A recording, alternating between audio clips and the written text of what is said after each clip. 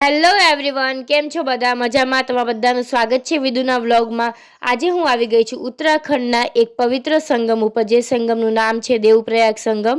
આ 5 સંગમમાંથી એક સંગમ છે, તો ચલો હવે હું તમને દર્શન કરવા લઈ જાઉં। આ મિત્રો, આ જે સંગમ છે એ 2 નદીથી બને છે, જેમનું નામ છે અલખનંદા અને ભગીરથી। એ 2 નદી ભેગી થઈને આગળ ગંગા બને છે। તો ચલો હવે આપણે આગળ જઈએ। તો મિત્રો, અહીંનું તમે ખાલી લોકેશનને વ્યૂ જુઓ ભાઈ, બહુ મજા આવી ગઈ હતી। ખાલી લોકેશન વ્યૂ જોવાની જ મજા આવી ગઈ હતી। આ સૌથી પહેલાં મેં ઉપરથી જોયું હતું। હવે તમને એની જવાનો રસ્તો બતાવું।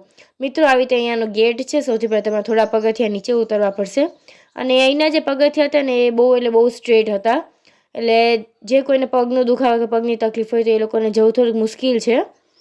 જો આ તમને અહીંથી વ્યૂ લોકેશન દેખાય, આવી રીતે તમારે પગથિયાં થોડાક પહેલાં નીચે ઉતરવાના છે, ત્યારબાદ એક આખો પુલ આવશે।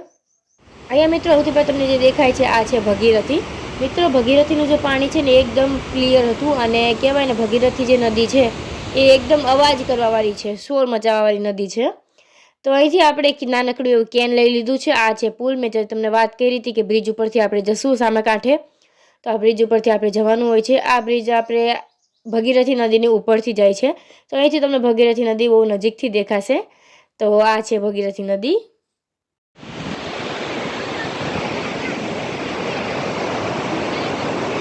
મિત્રો, ઉત્તરાખંડની જે ગૌ માતા હોય છે એ હાઇટમાં નાની હોય છે। હવે આપણે ફક્ત 500 મીટરની દૂરી પર છીએ ઘાટને। તો રસ્તામાં તમને થોડીક દુકાનો પણ જોવા મળશે, જ્યાં તમને ચાય નાસ્તો, થોડાક ગરમ કપડાં, રેનકોટ ને એવું બધું પણ અવેલેબલ રહેશે। આપણે આવી ગયા છીએ સંગમ ઘાટ દેવપ્રયાગે। તો અહીંયા મારું નાનકડું એવું કેન છે, અહીંયા આપણે દેવપ્રયાગનું જળ ઘરે લઈ જવાનું છે। તો અહીંયાથી તે તમને દેખાય છે કે ભક્તોની ભીડ પણ છે સ્નાન કરવા માટે। મિત્રો, ભગીરથી અને અલખનંદા બંને ભેગી થઈને આગળ ગંગાનું સ્વરૂપ લે છે।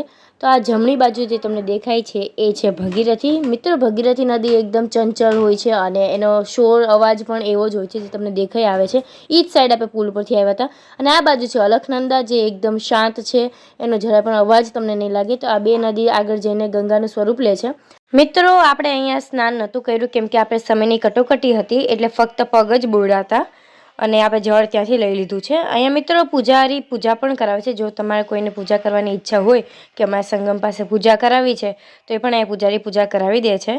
મિત્રો, અહીંયા જે મેં બીજી વસ્તુ જોઈ એ છે આ માછલીઓ। તમે ધ્યાનથી જોશો તો તમને આને માછલી દેખાશે।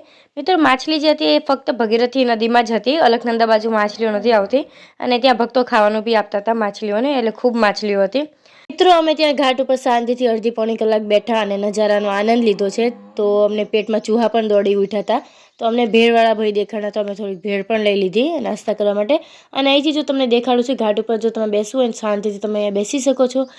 મિત્રો, અહીંયા એમ કહેવાય છે કે અહીંયા ગમે ત્યારે વરસાદ બી આવી જાય છે, એટલે અમે કહેવાય ને વરસાદ આવવાની તૈયારી જ હતી, પણ અમે વહેલા અંદર આવતા રહ્યા છીએ।